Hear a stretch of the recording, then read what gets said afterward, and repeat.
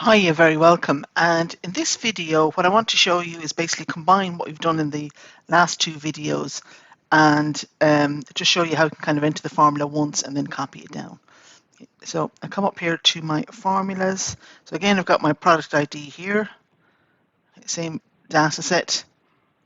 And I'm not going to go to product ID. I'm going to start with product name, go up to my formulas, to my lookup and reference. And I'm just going to start with my Hlookup, which is here.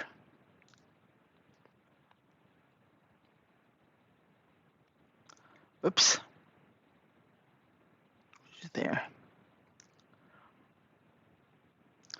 Okay, so the lookup value is going to be this one.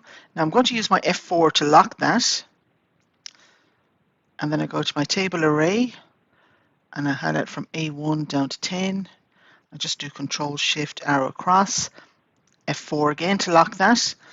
And now when I come to my row index number, what I'm going to do is that rather than me typing in a number, I'm going to use the match function. So I type in match,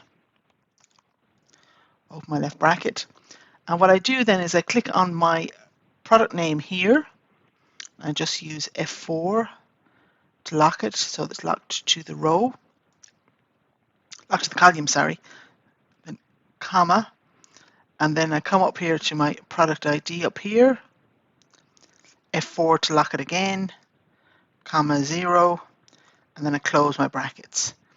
And then I just put in a range lookup then of 0 because I want it to be an exact match. And then I click OK. Now because I've locked it and used the match, all right, and again I just have to press enter here for some reason. So when I copy this down, watch what happens. See there, it does the whole lot for me. Okay, so instead of me having to do it again, and then if I click up here, for example, and change this, let's say to number 6, watch what happens to all, once I press enter, these all change automatically as well.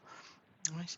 So just in that one, it just shows you how you can kind of combine your F4 to lock things with the match function, and basically what it will do is that it will just basically match on the product name here, on the headings here, with what I have up here. Okay. Hope you found this useful. Mind yourself. Take care. Bye.